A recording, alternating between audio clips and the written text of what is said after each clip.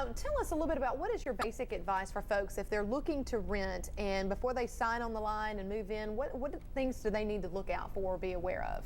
Well, always take a look at the property that you're going to rent. I say sometimes you'll see it from the outside and you may not know what it's like on the inside. Do some investigation. Talk to people who or the other tenants that are around and find out if the landlord is attentive to the property. Do they keep things up? Look around. Drive around at night. Are there shady characters hanging around at night that you're not going to feel comfortable with after you've signed that lease? Because once you've signed that lease, you've entered into a contract and it's going to be very difficult for you to be able to leave. And how important is it, of course, to read the fine print as far as, what happens if you're late on your payment, that sort of thing? That is extremely important. Reading the terms of your lease will be probably the most helpful thing you can do when you come into a problem with your landlord. Oftentimes there are things in the lease that maybe shouldn't be there. There are certain provisions that are prevented that a landlord may not put in the lease.